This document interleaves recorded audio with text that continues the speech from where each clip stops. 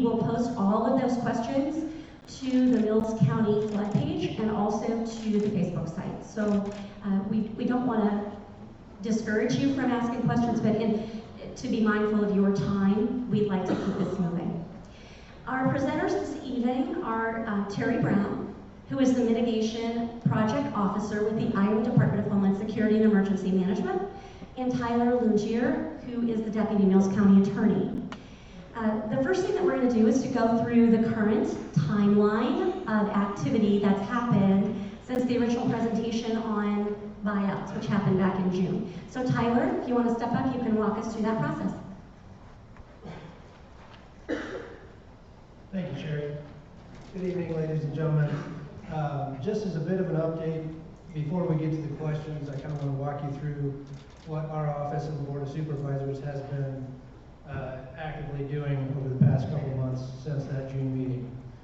Back in June, on June 19th, 2019, the board decided to send up a notice of interest, to the state of Iowa, basically notifying the state that yes, we are interested in pursuing buyouts for the flood-affected properties in unincorporated Mills County. Following that, the county began receiving applications for a what's called a COG, or a company to administer the buyout programs for us. So basically to take the administrative work off our hands, because frankly we don't have the people to handle all of the paperwork there. So we received applications from both MAPA and SWIPCO, and on July 30th, the Board of Supervisors elected to go with SWIPCO as their managing administrating party for the buyout program.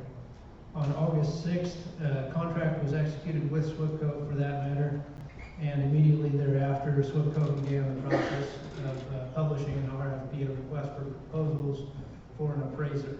So the first step in the buyout program is getting appraisals done for all the properties that are being considered.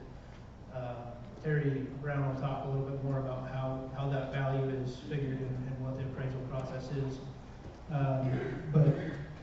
So shortly thereafter, in the month of August, we began kind of looking for a contractor who could complete all these appraisals of all the properties we're considering.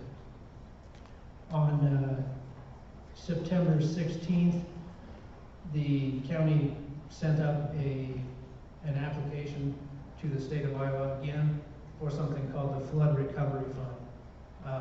I think Terry can speak a little bit more to that as well, but basically what that's going to do is offset the local dollars that would have to go into the buyout program. As you may have seen in the news, the county was awarded a sizable chunk of money in that for the Flood Recovery Fund because our application was approved, thereby allowing us to proceed on a better standpoint. On September 24th, the Board of Supervisors selected an appraisal company, and we're in the process of executing a contract with that entity so they can then begin doing the appraisals of all the properties that are signed up on the buyout list for the unincorporated areas. So what's happening right now, once we get that contract done, the appraisers will go out to all of the properties and start their work there.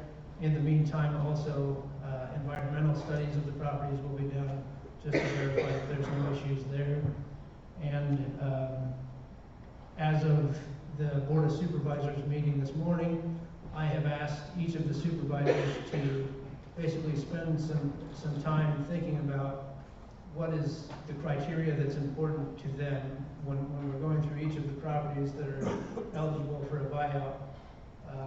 What criteria do they want to consider in selecting, which properties the county agrees to buy out? So they're in the process of coming up with that criteria. They'll get those lists to me, and I will review and compile them into a single list, and then perform a legal review on those. And then hopefully either this coming Tuesday or the Tuesday after that, we'll have a finalized criteria of what will be considered when we go through each of the properties that are on the buyout request list. As far as that, I'll hand it Terry to start going through some of the questions for you guys.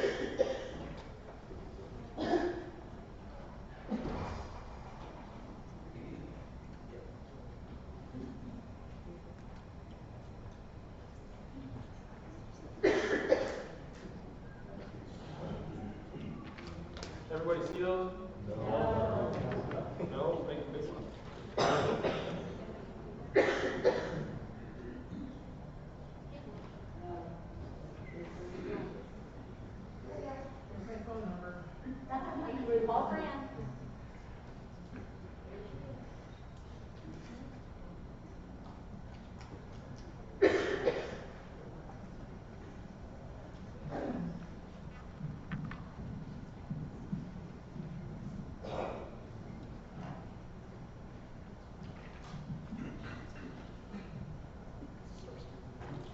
Yeah, so I guess the first couple of questions are something that I can answer. Kind of just touched on that a little bit. As of right now, there's not a prioritized list by any means of who the county intends to buy out or not. Can you hear him okay? No. No. Not at all. How about now? All right, sorry about that. So as I was just saying a little bit earlier, there's not currently a prioritized buyout list. What the supervisors are doing is working on their criteria of what they're going to consider when going through each of the properties. The list that there is, and again, we'll talk a little bit more about this, is there's a list of properties and property owners who have said that, yes, we'd like to be considered for the buyout program. Those of you that have signed up on that list, you filled out a state statement of voluntary transfer, and that was sent to the state. You should know who you are if you've done those steps. If you haven't done those steps, and you're considering maybe I would be willing to participate in the buyouts, or maybe that's something I'm going to pursue. At the board meeting today, the county has basically said that you have until October 11th, 2019, so about a week and a half here. You have until that time at 4:30 to get yourself signed up on the buyout list and to get a statement of voluntary transfer filled out with the county. So again, the list that we have is the people who have already signed up.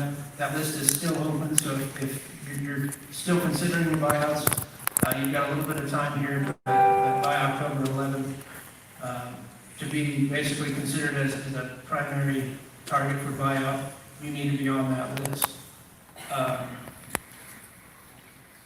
So if you, for some reason, miss out and you don't get your name signed up by October 11th, we're not going to say absolutely no to you. What will happen is shortly thereafter, we have to send an application up to FEMA for any of the properties that we want to buy out. There's the ability to add on properties as either stack on or alternate properties. So if, say, number 5 on the list ends up deciding, in the buyout program, any of those alternate properties then can be considered for that spot. And if there ends up being more money than what was budgeted in the initial purchases, then they start moving down to those alternate properties. So you still, if you miss that October 11th deadline, you still can be considered. It just might limit your probability a little bit.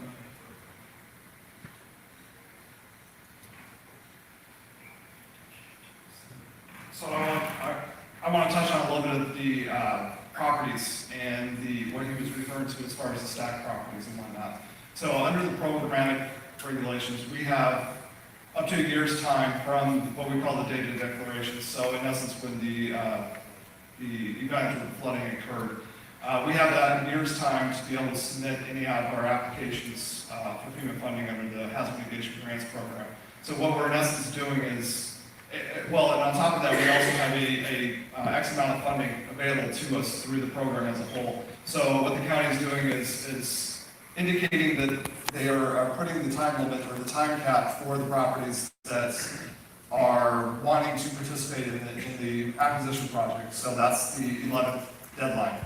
Any of those properties, again, that you are submitting or choose to want to get onto the list, but don't make the 11th time frame, will be what we consider as stacked properties on the application. And the reason that we do that is because if the application is submitted through our program to FEMA for funding, and if the property is not identified on that project, it cannot be added after the fact. So we want to make sure that everybody is actually, that is even, I want to say remotely hesitant about getting on, that potentially may change their mind in the near future, gets at least on the list as identified. You may never actually participate, you may never actually go through it, but it's on the list to where something changes down the road, that's a potential. At that point, or back up, if you are on a stacked property and funds at that time are not available to pull you off it down, if say a year down the road you change your mind, there is a potential of what we call underruns, or what we'll consider as duplication of benefits, that will open up additional funds, which would be able to pull those properties off of the quote-unquote stacked list to be able to allow them to participate. So that gives a little bit of clarity as to what we're considering as what's currently eligible, or what's currently as a potential on the list, but also what potentially could be stacked on that list as well. And again, so this list is specifically for the properties in the unincorporated areas of Mills County. So going on to number 2, are there residents who have asked for buyouts that aren't eligible? It's too soon to know that. There are certain criteria that Terry can address that will say absolutely yes, your property can be considered, and absolutely no, your property can't be. So, say I live in town here in Glenwood and my property wasn't affected by the flood, obviously I can't sign up for that list and be considered. But any that were in some way affected will be considered. Number 3, we just touched on, it's not too late. What Terry said, you're at all considering being involved or interested in the buyout program, get signed up on that list by October 11th. That'll just make life a lot easier, even if you down the road decide, what, this isn't for me, you're at least on the list and in the application that we sent up to FEMA.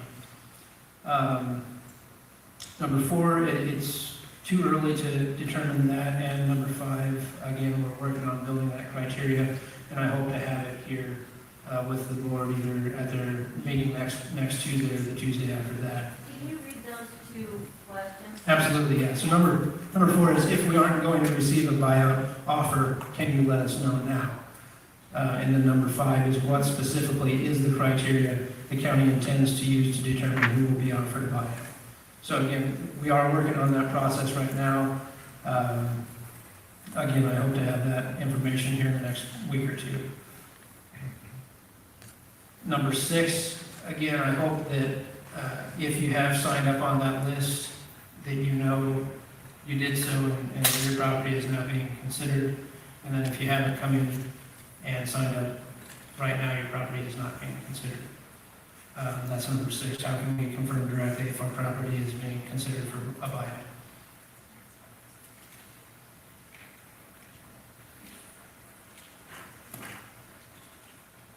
So number 7, we're talking about any properties that we may not be eligible for the buyout program. I'll speak programmatically. The main criteria is to be eligible for an acquisition project is, so there's an overriding aspect, we can touch on that first, of any properties that are affected by flooding could be potentially eligible if their benefit cost analysis is run on it. We do have the option of waiving a benefit cost analysis, which, to those of you that don't know what a benefit cost analysis is, don't worry about it, because in many cases we're actually able to waive it, and even if we were to run a benefit cost analysis, 90% of the time residential properties do not pass that criteria. So we're fortunate enough that the rules have changed slightly to allow us to an easier path for acquisition.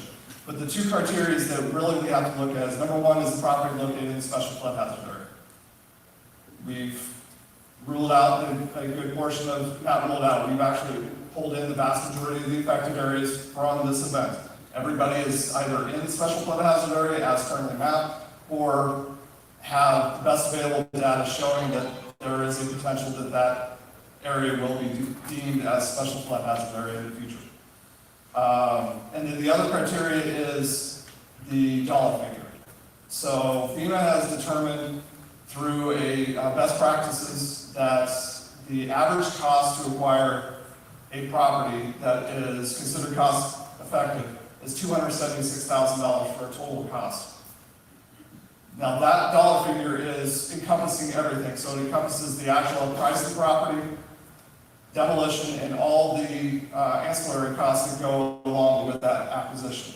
Now, if your property is worth more than $276,000, because I know many of these properties are within the county, and I understand that, I've gone through the list.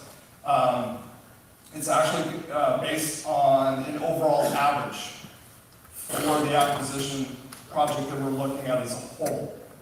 So, if you have high numbers, you have low numbers. They all average out. Currently, as we stand, based on the numbers that we've been running, with the properties that have submitted their notice of interest, the average is falling below the 276, which then opens it up as that eligibility requirement being met for all the properties that we currently have notice of interest for. That's based on the values that we're using, which I will get into what we're using for the overall evaluations currently for our estimates, I think in another question down the line. But know that we've already vetted the vast majority of these that we currently have for that aspect. So the eligibilities have, up to this point, have been met.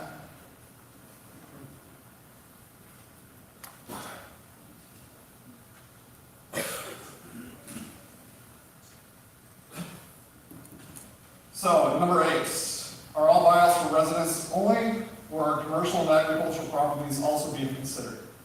I will speak programmatically. I will allow you guys to speak as far as city locals are concerned. All 3 are eligible for the program. There are different criteria that have to be met for each of the 3 aspects. I've gone over the resident. That's pretty simple as far as the eligibility requirements. Commercial properties are an eligible property to acquire. However, there are certain aspects that have to be met. And one, each property that's commercial based has to have its phase 1 ESA done. So environmental survey done on the property. If at that point it's determined that there is contamination of some sort, that contamination has to be mitigated at the cost to either the owner or the community prior to that property being eligible for the acquisition. Now, I will tell you, through the state's program, we are dealing currently with, albeit a large sum of money to use for acquisitions or for mitigation projects as a whole, but we are dealing with a high demand at the moment too. So because of that, we have to internally prioritize what we're going after first. And typically when we do that, commercial properties fall to the third part of this lineup when it comes to the type of properties, because we always will look at residents first, down based on the money we have available. But as far as the community itself, they have their own prioritization as well, or will have their own prioritization as well, which obviously will dictate this type of property that they're going to be looking at as well. And so I think on that, I'm just going to hold off on answering the local side of that until we come up with that criteria, because I think that'll help out answer whether commercial or ag properties are going to be considered. I think the board will certainly consider any that are signed up on that list. It's just, we might have to fall in line with how the state and FEMA prioritize those properties. Number 9, how many residents are under consideration for buyout? So I can't exactly say the number of residents, but I can say that as of today, I believe there are 73 properties signed up on the buyout list for consideration. I'm not sure how many people actually live or reside in those properties, but there's 73 unincorporated area properties on that list. Yeah. I'll take the next one. So the question is, please confirm the total buyout dollar value for Mills County Unincorporated as being $15 million and change, and how that value is estimated. So obviously that value, that number that we're looking at is a moving target currently, because we don't have solid numbers when it comes to the level of participation as well as values of properties. What we've done up to this point, and what number we're rolling off of is a coordinated effort that we've done at the state, as well as using the locals to assist with, number one, figuring out which properties we're looking at. So in this case, we went solely off the properties that have submitted the notice of interest up to this point. Based on that, we put a dollar figure to each of those properties. And how we're doing in this case, just to get budgetary line items going, is we went to a factor of 10% above assessed values. So in essence, 110% of assessed values. As many of you know in here, especially in the unincorporators, and I know from experience as well, that value can deviate substantially due to under or over assessments, especially of large tracts of land. So we know that this is a moving target for a number. This will change. The only reason we went this route is, number one, to have a budget to go off of for our internal controls to figure out if we're going to have enough money to assist with everybody, but also we're trying to expedite the process of submitting the application for approval. One of the criteria that we've set for application submittal is to have appraisals completed on every single one of the properties that will be participating in the buyout. Now those appraisals are being completed. Obviously, it was mentioned that the contract has been let for those appraisals to start. Those appraisals are going to be based on what I'm going to call retrospective market value. What does that mean? That means the effective date, or the date of when that value is being considered, is going to be the date prior to the flood actually occurring. So not today, not a week ago, but the day prior to the flood occurring. Why is that a big issue, or why is that a big bonus? Well, quite frankly, you're going to get the value before the floodwaters hit. It will then take a coordinated effort with said homeowners, with the appraisers that are completing the appraisals, to assist with their knowledge of what actually was there prior to the flood, especially if the floodwaters have either wiped out or taken out a significant part of your property.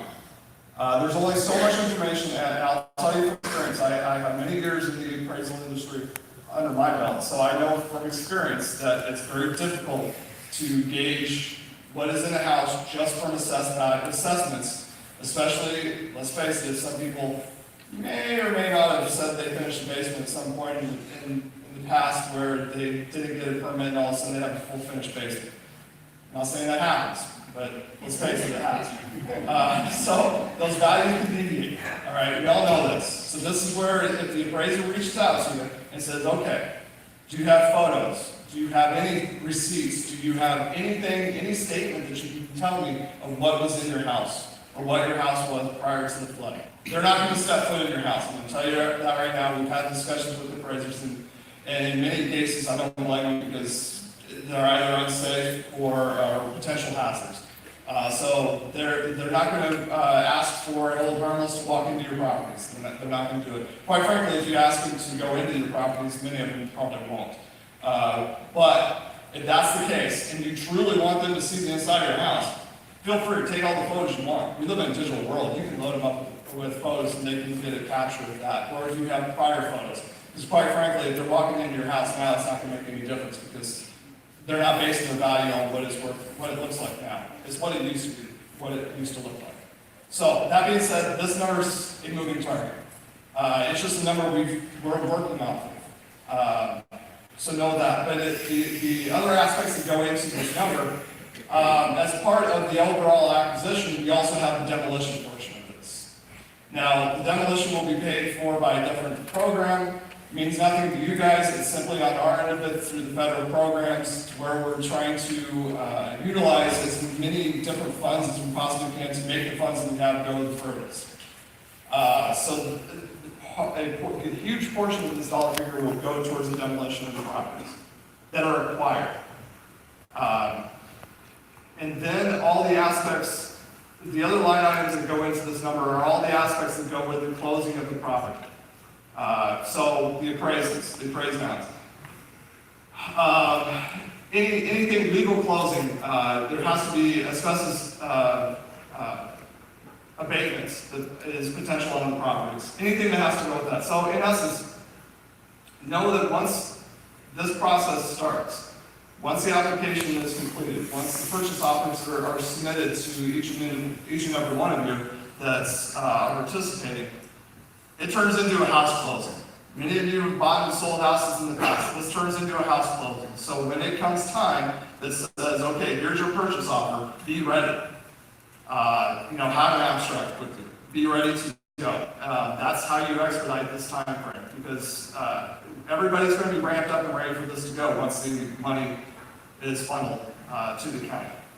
But it's no different than any other closing. The only difference is the money is coming from, it'll be coming from the government, from Mills County, but funneled from FEMA through the state to Mills. And it's all green. You guys know it. But that's how this process works. So that's the $15 million and how that is estimated. Can it fluctuate? Absolutely, it's going to fluctuate. It's never going to be at this amount. I've been doing this 11 years and I've never seen it actually hold true, where it comes close to that number, higher level, because people will fall out, people will come back on board. It happens, or values change. The other aspect of this too, and I know I'm getting a little bit off track on this, but I want to touch while I'm on a tangent. Bear with me. Post-flood transfers. What does that mean? Any transfer of a property after the flood occurs. Okay. Why is that a big deal? Anytime a transfer happens on a property after the flood occurs, you lose the pre-flood fair market value. It reverts back to what we call current fair market value. So if let's say your property, let's say 2 months ago or a month ago, somebody wanted to buy your property. Your original pre-flood fair market value on your house is $100,000. You decide to sell it to them for whatever reason. That person now all of a sudden stuck with current fair market value, and I guarantee that $100,000 is no longer $100,000. My guess is it's straight up land value. So whatever that might be. So I know it's tough to hold on. We are working diligently to lend assistance in any way we can to help the process of holding on to the properties as much as humanly possible. But it is imperative that if you truly want to participate in this, to receive the most benefit out of this, is to be able to hold on to the property without transferring. Because it becomes messy after that point. So just bear in mind that that's where this also comes from. As well as this dollar figure does not take into consideration what we're going to call duplication of benefits. I am jumping way ahead about Montana, so I'll keep going. Bear with it. If you have any questions, you can hit me up afterwards. Duplication of benefits. What is that? It is nothing more than any money that you have received for your structure up to this point. So, for example, if your $100,000 house, that's raised for $100,000, you receive individual assistance up to this point for structure damage. We're not talking rental assistance. We're not talking value to your contents or anything like that. I'm talking structural only. Say you receive $30,000 in individual assistance or any other type of insurance for your structure. You haven't used it. You've either tucked it away or you put it forward to another house that you're purchasing or have purchased. That's called duplication benefits. So basically, federal funds cannot trump federal funds or cannot be added on top of federal funds. So if your $100,000 house, you have $30,000 in money that it received, hasn't been used, then you're going to net total of $70,000 on that closing. Now there is there is a way to offset that. So for example, you were allowed to get back into your property, and you were able to do some work to your property to make it relatively habitable and relatively key term here.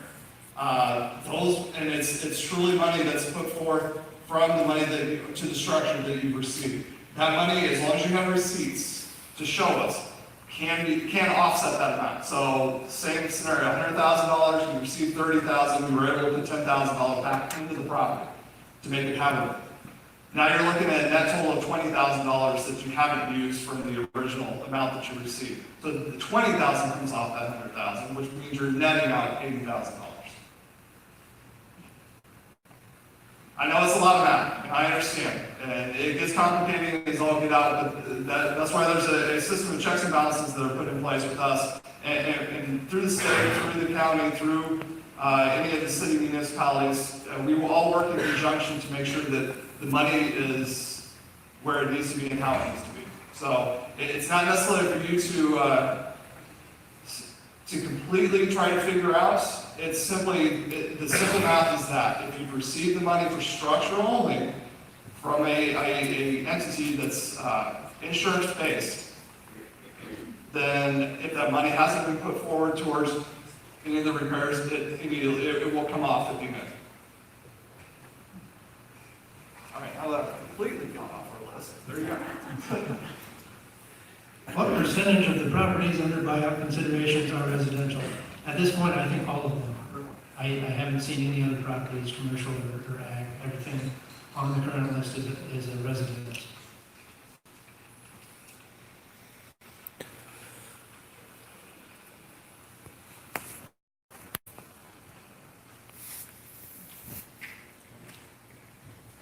All right. Sorry, you got me again. So, question, what is the buyout process in detail and where are we now?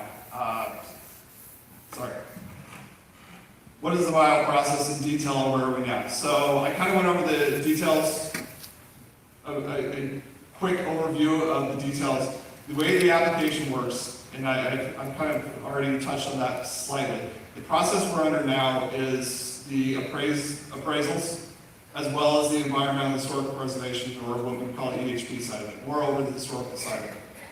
Both of which are requirements that we have set through our processes with FEMA that have to be completed prior to our application being submitted. In the past, we used to look at several months of review time for both. We have streamlined that, and we're very encouraged by how we're streamlining it now. I'm having it run concurrently together. So while the appraisals are being done, we're also doing the historical review process. We've actually gone to, you probably have seen some of us trouncing around your land or your properties in the last couple of weeks, taking photos. Some of which we've seen. I know a few individuals was able to pet some horses. Just saying, we got the photos of it, and they're going to be great on Christmas. But we're going through that process. We've reviewed everything. We're actually, by the end of this week, beginning of next week, we'll be submitting those to the State Historical Preservation Officer, which in the morning, and they will have, typically they'll have 30 days to review that. So the hope is that 30 days will run concurrently with the appraisals because they're also starting and they get 45 days. So the two should meet up. Once we have that information, the application will be fairly complete.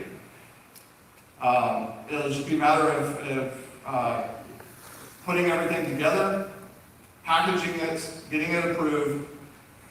Then the process falls into FEMA's hands. We'll submit it to FEMA. The state does have the ability, and I was one of the few states that have the ability to be able to approve our own applications when it comes to the acquisition demolition. So we'll be able to approve that. However, FEMA still has to push the button for the funding. So that can take up to 15 to 30 days. It depends on how long they want to take in that process. It varies depending on the size and everything. Yeah, So the Wi-Fi is we're close. offering. I can't get it. We're very close to the application being So I'm ready. recording. I'm not supposed to. Again, it's been a streamlined process, and we've been pushing it forward a lot faster than we have in the past, which is good. The object is to get the money flowing. That way you guys can try to get back to some form of normalcy.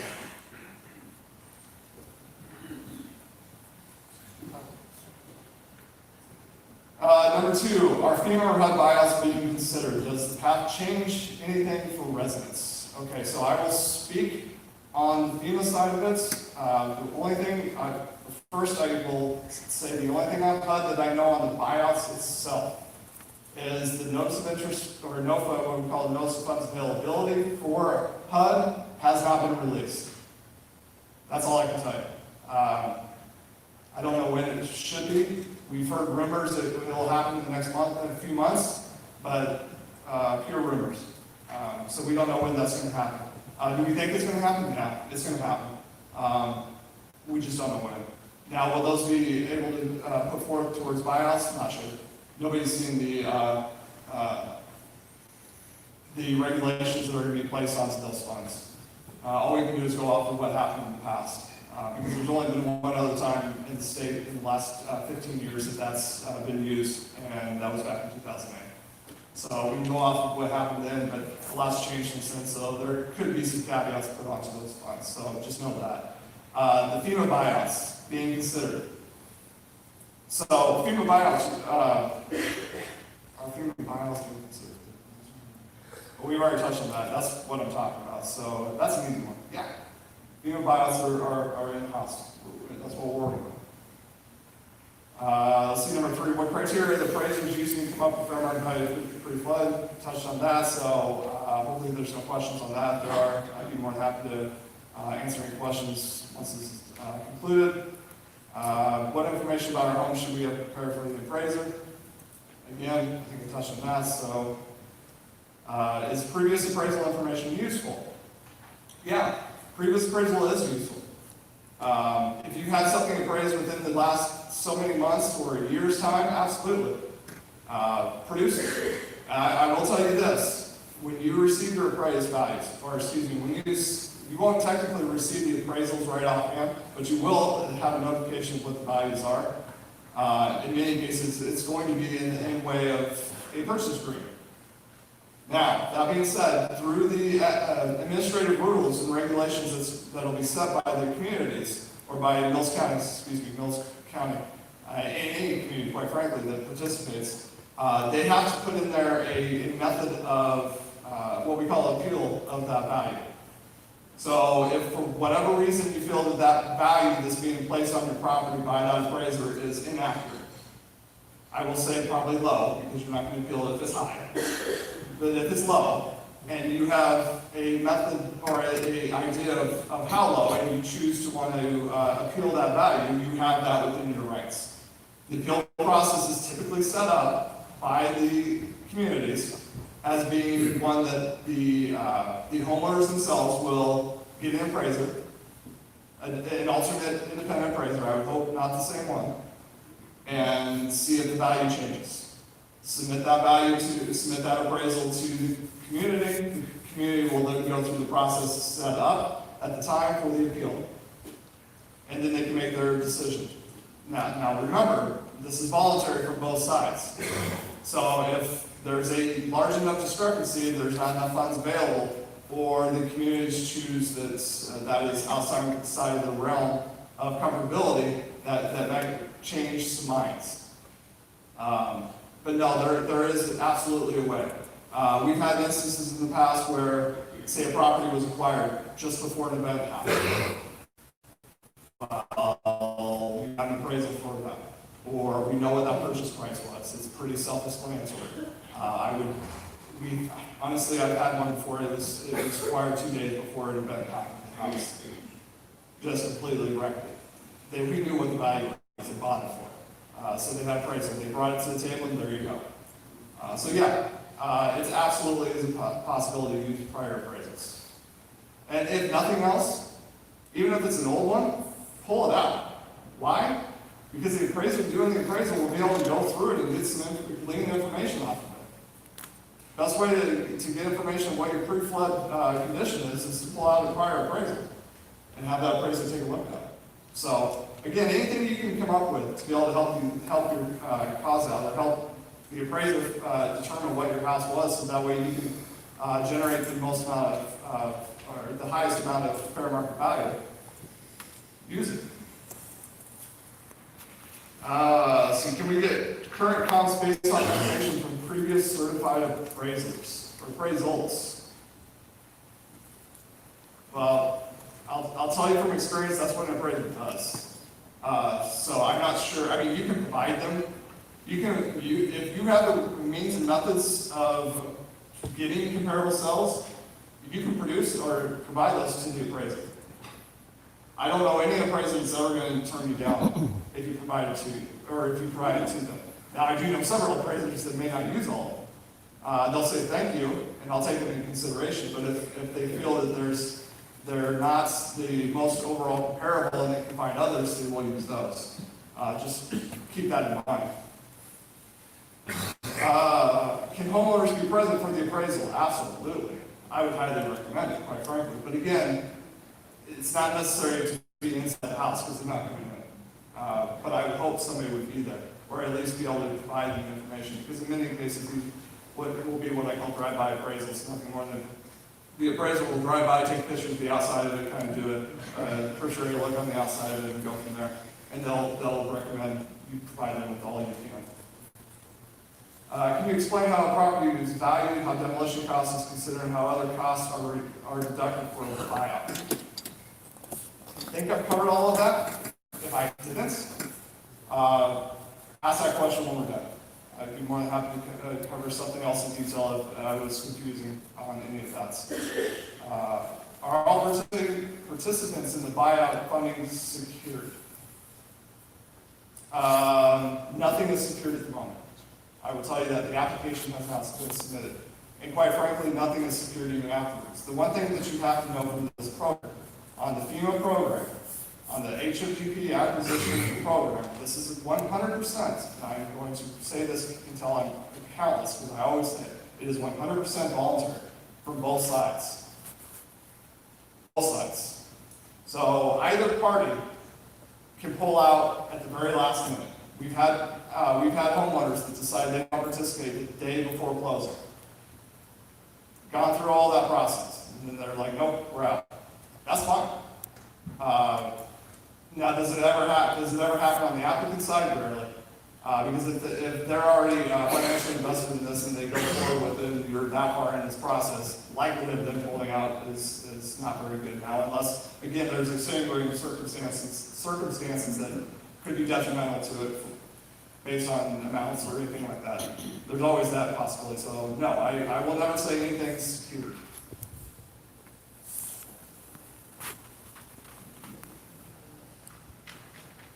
Let's see, number 10, I've already touched on with the estimated calculator. Can we appeal? I've already touched on that. Will demolition cost the homeowner? No, demolition will not cost the homeowner. As this is currently constructed, this is where the aspect of this program is very helpful. There is no closing part of this process that will be put back onto the homeowner. So for those of you who are used to closing on properties, buying and selling properties, you all know that somebody is responsible for the closing costs. This closing cost will not be on any of the homeowners. It will be solely on the applicant. It will be based on the federal funds that are being used towards this. So demolition is the same way. So as part of this program, as part of the overall program, there is a cost share that is placed out there. We always like to say 75, 10, 15. 75% federal funds used, 10% state funds used, and 15% local funds used. Local funds are put back onto the applicants. So in this case, Mills County Unincorporated or Pacific Junction proper. So that's who's responsible for the 15% level. Now, that being said, we touched on the flood recovery fund money that was put forward through the Flood Mitigation Board. This was an application that I submitted a couple weeks ago. That is an appropriation the state legislature put forward through Section 418 of the Flood Mitigation Program. In essence, it's a $15,000 amount that's currently in the funding source that was put out there for applicants to apply for to assist with a local match, primarily for acquisition demolition. Then there's some other avenues that it could have been put forward to, and we had some applications that had no federal funding backing that was immediate needs that got approved as well. But in this case, for the relevancy of this case, Mills County Unincorporated, as well as Pacific Junction proper, both received approved applications for their local match, the 15% of what we have currently estimated. So again, as of right now, because of the funds that are available, there's no local funds being used on these programs. So it's not your tax dollars using to buy out somebody's house. It's right now it's federal, state, and state. So this is a rarity, folks. We've only seen this one other time, that was in 2008. So bear that in mind. This is something that's definitely up there with that disaster as well. Let's see, we did preliminary, we did appeal, we did demolition. Is there a charge if the property owner decides not to take the buyout? There is not a charge. I just touched on that. This is voluntary. It's voluntary towards the end. What is a realistic time frame that a reasonable person can expect to complete the buyout process? We have seen 3 different time frames. I'll admit there's been multiple time frames. And again, this is kind of moving target because there's a lot of moving pieces that we're working on. There's a lot of time frame. There's a lot of requirements that have to be met. So yes, there has been a moving time frame. But again, we're pushing forward to make this happen as quickly as humanly possible.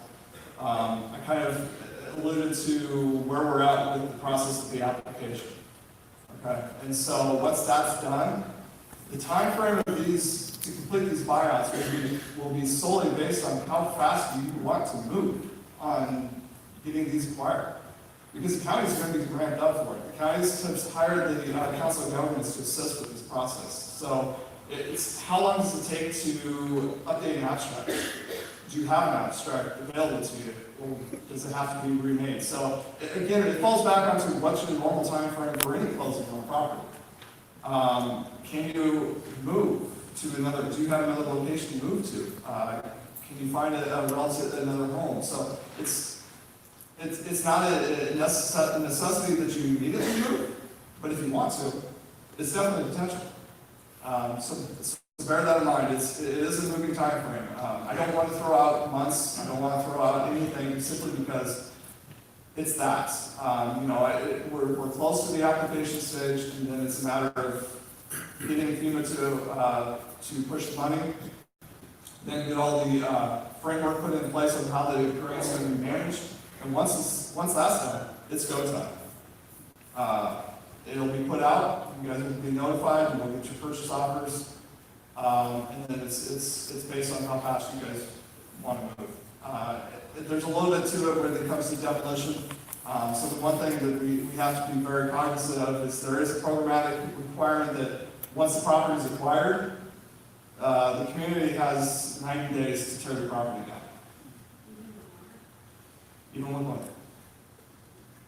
Yeah, so what we've done in the past, and we've done it multiple ways. And now I'm going to say that's a hard and fast rule, but there's always those circumstances that we've had in the past to allow for time extension.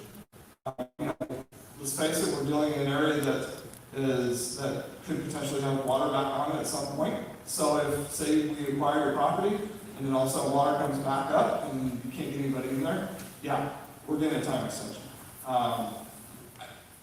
We don't ever want to throw the time extension out there immediately, simply because people want to approve it, unless we have an actual reason going on at that point. We've done this in the past where, say the forecast was, again, winter, the forecast predicted sub-zero weather in the next 7 days. We requested a time extension because we thought that was going to delay. They said, no, you come back and see us when it actually happened. So, the 90 days is a rule. We like to stick by it, but there are those things. But ultimately, what they say we can't do is we can't hold up a demolition of a property if you're trying to demo several properties at once. So if you're saying, okay, we closed on this one property, but we're gonna close on these other 5 properties. So we're gonna wait to demo that property until we have those other 5 closed, and that takes you out of the 90-day window. They won't allow that. So if you close on 5 all at once, and you demo them all 5 at once, then you're fine. But yeah, if you're allowing what we call grouping of demolitions for whatever reason. Now, in many cases, and some of you know on the demo side of it, or just on the construction side of it, it's more cost effective if you can have one fee to go out to the sites and do the demolition. We understand that, but I'm going to tell you right now, FEMA doesn't care about money when it comes to that.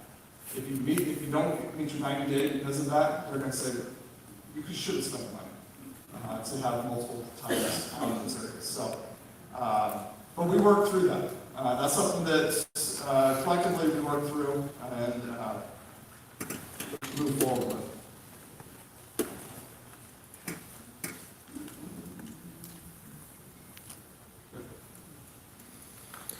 So I think a big request has been, can we have a buyout specific page where we can go for updates? So we have talked as the county with the board and with the PIO, and what they're going to do, if you're all familiar with, on the Mills County webpage, there's the flood page. They're actually going to create a separate buyout tab on that page, so you can click that tab, and it'll bring up just updates on where we're at with the buyout program.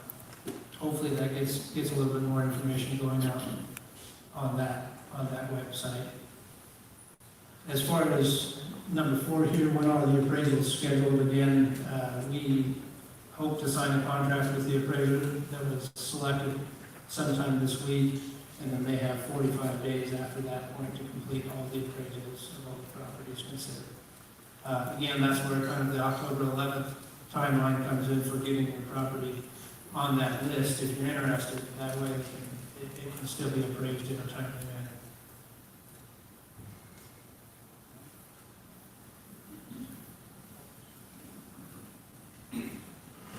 All right, so I'll skip right down to the other on the number 1.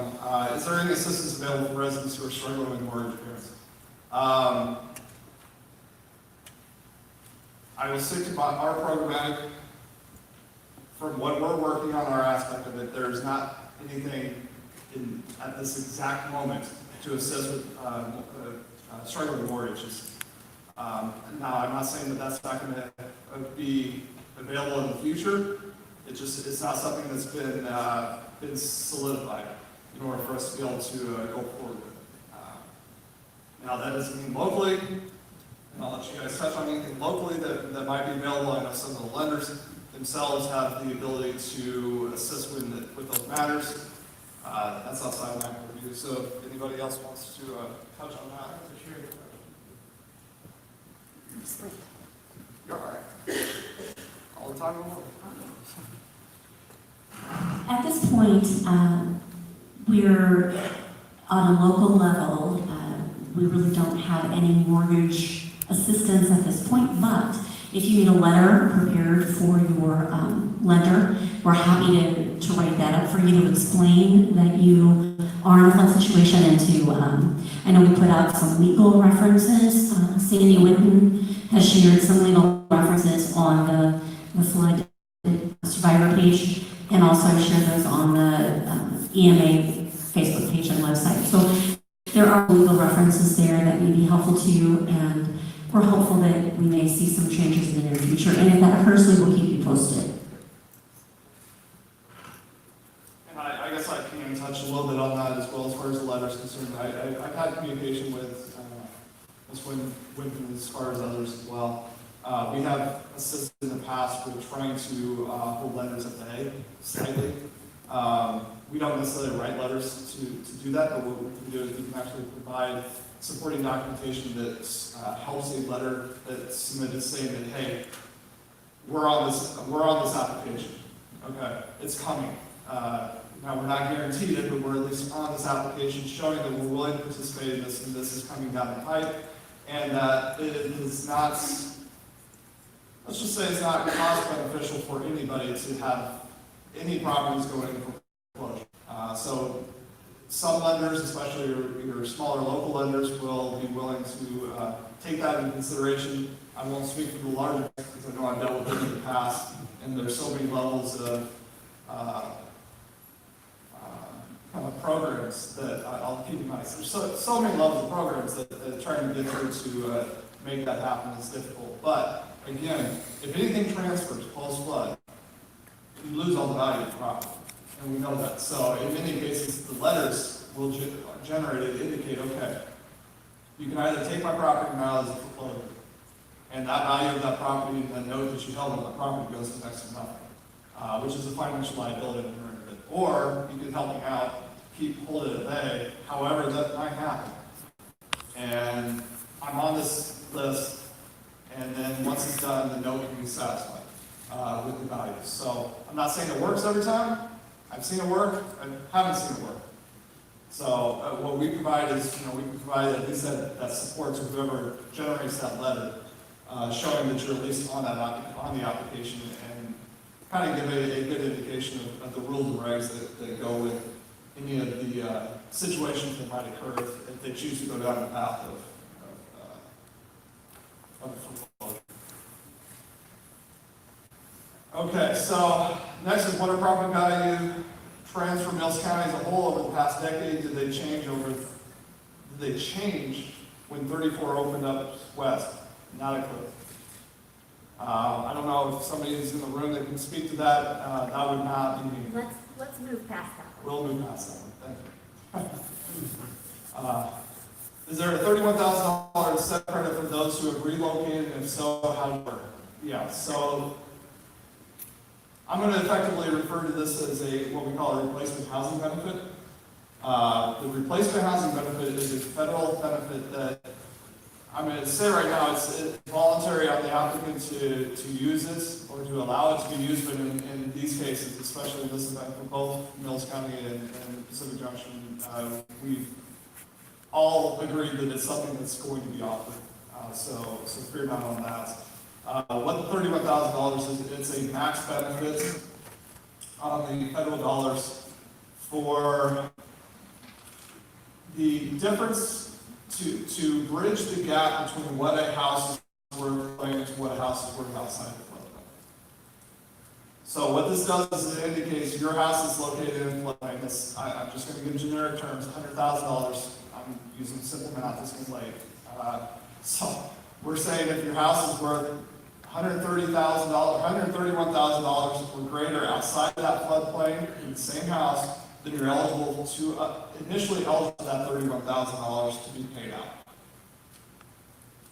Now there is a caveat to that. It's based also on the property you've acquired to move into, and the buying of this next property can be done now.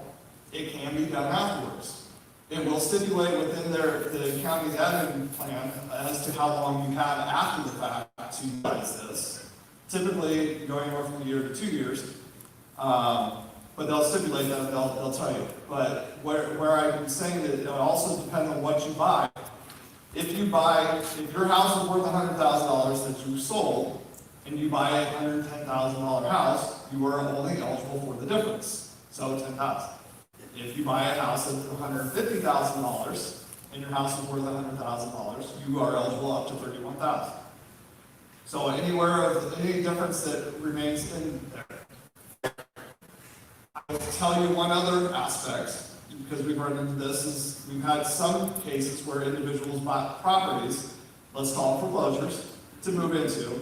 They had to bring the houses up to what we call decent, safe, and sanitary aspects. So let's say you bought a $100,000 foreclosure, but you had to spend $40,000 to invest in it to make it a decent, safe, and sanitary property, or at least comparable to what you sold. Okay, so that $31,000 also can be attributed to that as well. So you'd be eligible for that amount. The last aspect that this money can be used for is anybody that might be upside down on the mortgage. So if your $100,000 house is appraised, you owe $120,000 on it, you can't close because everything has to be extinguished prior to the closing, and you don't know that you're not able to come up with that money, this money actually can go towards that, as long as you're also buying a replacement house. So that money can be used to basically get yourself out from under the mortgage that you're currently in, up to that $31,000. And if you buy a property that is, again, greater than that $31,000 above what you're also purchasing. So there's a lot of little caveats to it, because that money is available, it will be available in this process.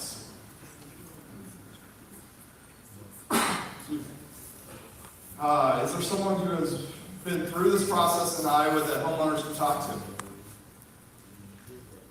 You're looking at them? So I've been doing this 11 years, 8 of it, or 7 of it in acquisition demolition. I have 21 years of real estate knowledge and appraisal knowledge. I've managed up to, I think I've acquired over 600 houses over the years. So I don't know what you're looking for as far as talking to, but there's several individuals. I mean, you can reach out to other communities who have participated in this. Council Bluffs has participated in this in the past.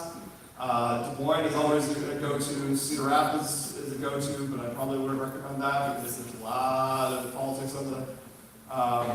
There's other communities. Rock Rapids, Rock Valley. People are going through it now, quite frankly. So I'm sure those lists and those numbers can be provided to you from the local EMA, or anybody here if necessary. What are the USDA buyouts that have been introduced via the Mills County flood page recently? I will tell you a loose version of this. I'm going to use the acronym, and it's called the EWP program. It's a wetlands program. I forget what the E stands for, I'm sorry, but it's a wetlands program. It is a program that USDA has been awarded money for is for larger tracts of land to be acquired and put back into a wetland program or some form of conservative easements program. From the last that I've heard, and I don't want to speak too much on some their programmatic information, but the last I heard, anything over, I think it's 14 acres, can be retained by the owner without a sponsor, but it still falls into conservative easement that can have no construction or no fee crop placed onto the properties. So no construction can happen on it ever, and no fee crops can be put back onto it. Now, if it's under 14 acres, I believe there has to be a sponsor that's associated with that owner, which is nothing more than somebody who is willing to take over. The ownership will change to the applicant, and it will then be placed into nothing similar to what we have, and that's more or less a deed restriction of open space in perpetuity. Okay, so one thing I want to touch on real quick, and I just mentioned deed restriction in perpetuity. You go for it. So the one thing that also I want to touch on this is, this is a struggle on every community side, but it's something that has to be addressed as well. So remember that once these acquisitions take place, these properties go into deed restriction status in perpetuity. Never to be constructed on again. With any structure, it can go back into a fee crop situation. It can go back into a conservative format. There's some other nuances, other mitigation efforts that can be placed on these properties, but they cannot be placed back into any type of construction purpose ever. So bear that in mind. I know that's not something that you guys necessarily have to concern yourselves with, and I understand that. But it's something that everyone has to be made aware of on some of the decisions that are being made going forward, because it is a situation where once the land is done, once the land is taken out of quote-unquote production, that's technically what it is. So how this program works. That's how USDA works. Well, that's how USDA works with the EWP and the HUD grant, CDBG grant potentially will work that way as well.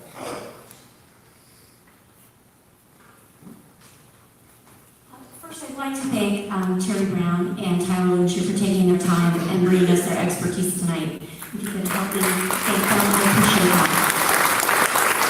The questions that have been addressed verbally here, we will be typing up answers and we will be listing those questions on the buyout page on the flood site with Mills County website. That's millscoia.us. We'll put out reminders on all of our current options to let you know where that is. We have left some green cards, or colored cards outside in the bucket. We are out of time tonight. It's 7:37. And we want to honor your time and the time of our presenters. I have received a few questions here. If you did not get your question answered, it's important, and we want to hear from you. So please put your question in the box out there. Email me. My number is all over the place. So reach out, get me your questions, and we will post answers to those on that buyout webpage. Again, thank you for your time. Please be safe.